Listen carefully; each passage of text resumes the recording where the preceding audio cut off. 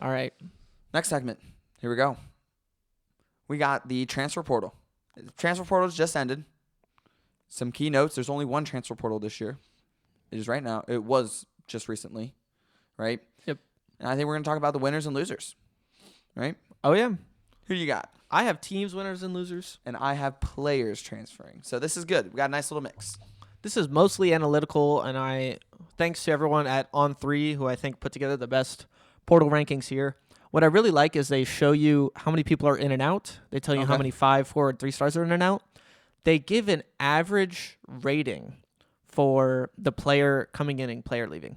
And I think that's what is really important when you're looking at transfer portal stuff. Okay. So, top 3 teams I have that were winning the transfer portal. Number 1 is actually Indiana. Okay. They got 17 guys coming in. They got 10 guys going out. What's really interesting here is their guys coming in have an average of 77, Sweet. an average of 77, and their guys coming out have an average of 63. That means they're gaining 3 4 stars, losing none, gaining 14 3 stars, and losing 10 3 stars. So all 10 of their guys leaving were 3 stars. They're looking really good additions. I know they lost a lot of guys, but it still looked like the transfer portal's going in. As far as just the transfer portal, yes, this doesn't really count outside of players leaving. LSU, everyone knew they were going to do well. They have 40 in and 33 out. That's a lot of churn. Ooh. I would be really concerned, except this is Lane Kiffin, and he's pulling lots of strings, and he's bringing a lot of Ole Miss guys, and the culture is still going to stay in because a lot of guys are coming from the same place, so you kind of instill that culture with your Ole Miss guys, which is helpful. The other thing is the average player coming in is around a 74, which is really high, but the average player leaving is a 71. Which means they gained a 5-star, they gained 7 4-stars and lost 1 4-star, and then they were even gaining and losing 32 3-stars.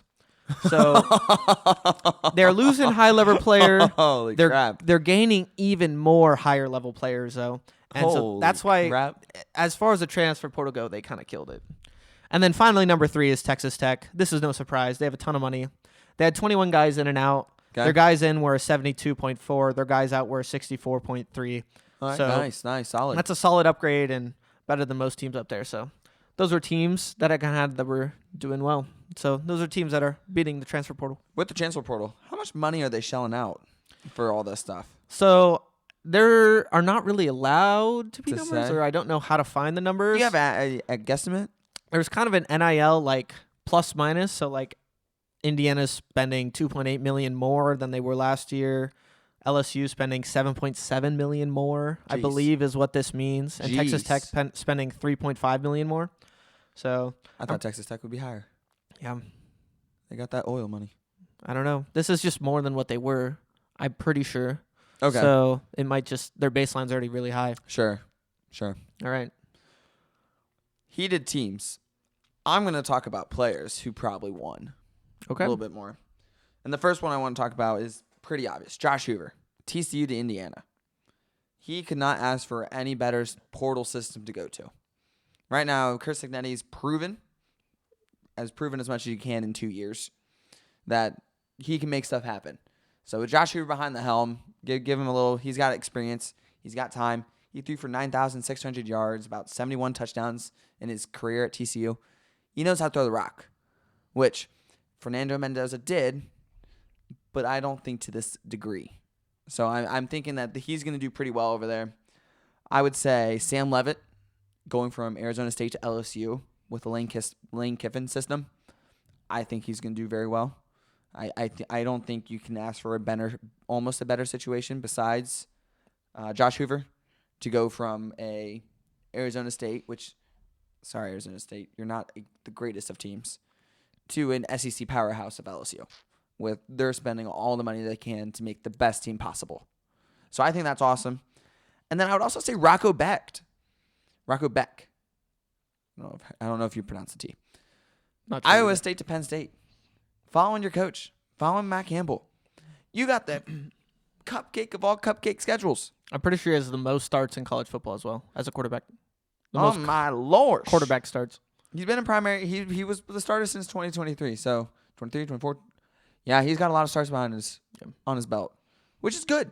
I think that's going to be so key for them. I think he's going to be important. He made stuff happen at Iowa State. whenever they needed it. I think they got something good. I think they can get moving with the cupcake schedule. 10 wins, 11 wins, definitely on the table for them if they got Rocco at the lead. So I think those quarterbacks really got some effort there. I would agree. If I were a quarterback right now, a transfer quarterback, the number one place I'd want to be is in Kurt Signetti's hands. Mm-hmm. But if not him, Lane Kiffin's hands. Or I want to be the most experienced. I think all those are great situations to be in, and I agree 100%. Now I'm going to talk about the number one, the top portal losers. So, unfortunately, the portal losers are mostly just places where people just lost their coach. Yeah. And so it's sad to talk about, but it's going to make a lot of sense. We got the Iowa State Cyclones. A lot of those guys just kind of packed up, left, went to Penn State. They lost 54 guys, and then they gained 48. That is a ton of churn. But what's worse than that is the guy leaving were averaged about a 69, and the guys that are coming in are at about a 64. So not only do you have 50 players of churn, you also have a technically worse caliber player coming in. Less talent, man. Like they lost 7 4-stars and gained 1. That's just really gross, honestly. So Matt Campbell of the Penn State Cyclones, you know what? It's not their fault. They're just living in this college football world. They have to do what they have to do. That's how it works. The punishment for winning at Iowa State. Number 2 is Utah. We know their coach went to Michigan. Rip. They only lose 18, but they're only gaining 13, so not as much churn. But the guy they're losing is an average 70. The guy coming in is an average 64. So that's really painful for 6 them. points. For sure. And then somehow, with most of those guys going to Michigan, Michigan is still losing in the portal. They're losing 27. They're gaining 18. The guys they're losing are about a 71. The guys coming in are about a 68. Not doing great in the portal, but you know what? Their coach was fired too. You're finding a pattern here. Nice. 4th worst team, Pitt. Their coach also fired. Pat Narduzzi. He's gone. They got 22 players gone, 16 coming in. The guys coming in are a 63. The guys going out are about a 67. And then finally, you know who else's coach was gone? Hugh Freeze, Auburn Tigers. They lost. There's a correlation here. They have a bit more churn. They have 36 guys leaving, 39 coming in. The guy leaving were a 73 average. That's really good. Hey. But somehow they're still pulling in about a 70 and a half. So they're not going to be quite so bad. So those are my top 5 or bottom 5 portal losers. Sucks to be them. Mostly it's just because their coaches are leaving them. That's just the landscape of college football. Yeah. What we have to deal with. It's just how it is. Yeah. I spoke about quarterbacks. Now I'm just going to kind of speak to more of just in general players who I think can make a difference on teams that could do some damage. For example, Nick Marsh from Michigan State transferring to Indiana. He was a beast at Michigan State. Yeah. His stats doesn't say it. Let's make that clear. He had 59 catches for about 662 yards, but it was Michigan State. So the fact that he's putting up those numbers there, I am thoroughly impressed. Watching just some clips of him. He's dynamic. He's good. So I think with the combination of Josh Hoover and him, going to be really good.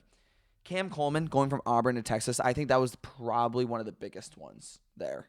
Besides the quarterbacks, besides all the coach churn. Cam Coleman, 42 passes, 5'11". Again, not flashy. But they weren't really flashy at Auburn in the first place. He is going to be a dominant force for Texas. And I think that this is going to really help him, really going to help Arch Manning too, and improve his numbers. The fact that he's got a big body to throw to. That's pretty quick off the break too. So I think Cam Coleman's going to do some damage. Some things that I noticed, Justice Haynes from Michigan, that originally transferred from Alabama to Michigan, transferring to Georgia Tech now. So I don't know probably the same thing with coaches being fired. Didn't like it there. Moving on. And then one thing I want to take, because defense, can't forget defense. Defense is winning championships out there. Coy Parrish, I don't know if that's right. He's from Minnesota, but probably one of the top defensive players in the league. He was a linebacker. He had 128 tackles, 6 interceptions for Minnesota in the last 2 years. He was a Big Ten best, 5 interceptions as a freshman. He also returned punts. Wow. Which is something. I've heard of this guy, and if I'm hearing about a defensive player out of Minnesota, he must be a big deal. He may not have been a linebacker at the time since he's got only 128 tackles in 2 seasons. He probably was a corner if you're returning punts. Yeah. But I know that I've heard the name, recognized the name. Again, this is a fan podcast. I'm not doing all the total research. Yeah. So, like I said, hearing about someone from Minnesota, especially on the defense, they've got to be good. he's got to be good. So, he went to Oregon. So, darn it. Oregon just continues just to get better. And I hate it. They're looking really good. All right. This next thing I have here are 5 teams I'm a little bit unsure about in the transfer portal. They're more name brand teams. What are they doing? I'm not sure what to make about them. I don't know if they're winners or losers. I'm just a little bit confused. One of them is Notre Dame. They only have 5 guys coming in. They have 15 guys leaving. So they have a lot more guys leaving than coming in. The guys leaving at about a 70, but the guys coming in at a whopping 87.7 average rating. Wow. Incredibly high. So they're just going for absolute elite quality player, but not very many of them. Only 7 guys. That's probably how you get your average so high. So scraping the fat on the bottom and just adding to the top, it's That's it. really interesting to see how that will play out. So maybe they're just trusting in their recruiting. Probably a good idea. Texas has some high-end churn in both directions. They got 19 guys coming in at about a 76, but 23 guys leaving at about a 71. So more guys leaving than coming in. A lot of high-end churn going up and down. Usually it's a lot more risky to do things that way. A lot of people think they're killing it and doing it well. Very well could end up that way. So Alabama has more guys leaving than coming in. The guys leaving are at about a 70. The guys coming in are about a 68. So it sounds kind of like they're losers. But in the past, we've seen that Alabama's been really good at recruiting. They have those roots. They could just be leaning on the recruiting here, and that's likely what's happening. Similar situation at Georgia. They got more guys leaving than coming in. 14 guys leaving at a 72. 8 guys coming in at about a 69. But once again, they're probably just leaning on recruiting. They don't care a ton about the transfer portal since those numbers are relatively low. Sure. And then finally, Ohio State, they have 17 guys coming in at a 73, but they have 32 leaving at about a 71. So it's like Notre Dame, or it's like Texas with that high-end churn, but it's way more guys and a lot more guys leaving through the transfer portal. A lot of them actually were going to Notre Dame, probably contributing to their 87.7 average there. No, I like 3 of them. Yeah, exactly. And the Notre Dame Buckeyes. But, that's looking pretty. That's how it is. The net upgrade there, I don't know if it's an upgrade or a downgrade. It's interesting. We're losing a lot of guys to the draft. We're losing guys to the portal. But we have good recruits, so hopefully we're leading on those. And obviously our creme de la creme and Julian Sane and Jeremiah Smith to carry us through. But those are 5 teams, more name brand teams that I was just a little bit confused about and don't really know what to make of them. So I got some facts about the transfer portal. I'd love to hear those. So for this year, 10,500 college football players entered the transfer portal across all divisions. Wow. For this year. There's 32 new head coaches, about 17 at the Power 4 level. 6,700 Division I players entered the transfer portal during this 15-day window. Wow. Which is honestly unheard of. Insane. That's like hundreds of teams. It's ridiculous. The price tag for the top returning quarterbacks moved from $3 million to $5 million. Wow. Supposedly. Obviously, numbers aren't public, but that's what they're guessing at right now. Someone paid Brendan Sorsby $5 million. Yep. Continue. And then I would say 39 FBS programs landed 20 or more transfers this season. Talk about parity amongst teams. You're moving players like nothing. I think that is insane. I think it's crazy. I think at some point, I don't ever want it to become quite college basketball. For those who don't know, the odds of you staying at the same, it's kind of the same thing as football, but with 5 players, it's even worse. Like, they never stay at the same team ever at all. And you wonder, how do you keep an identity through it all? Is so bad. Becoming easily the hardest part of college football. We're gonna hit a wall at some point. You're gonna hit a wall at some point. The worst part, you can't even blame the players because this is how the system is. This is what I would do if I thought I was really good and then I played at Cal and then someone said, "Here's $4 million to play here." Sold. Yeah, okay, I would say yes. I'm not gonna act like I'm gonna carry Cal to the national championship. No, I'm gonna go play for Georgia or something. Yeah, I completely agree. This is just how the state of college football is. I don't know how it'd get fixed either, though. Wow. Salary caps for Wow. college teams? I don't know. I think you'd have to set the salary cap pretty high though, Oh yeah.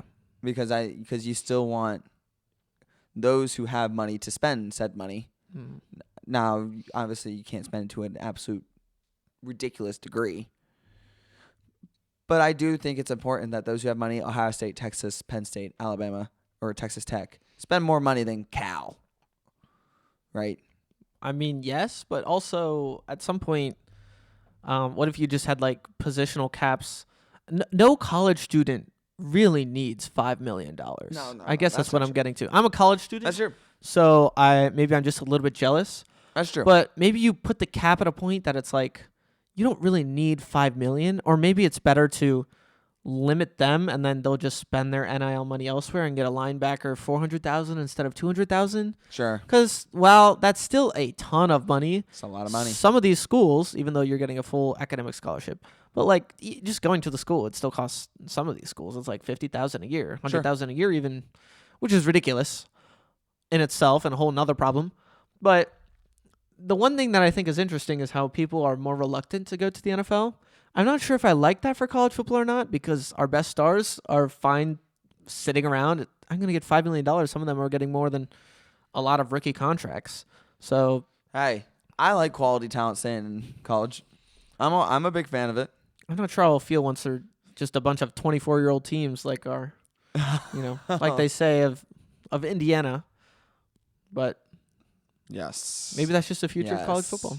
Grown men playing college football. Yeah. Could be true. Quite. Could be true.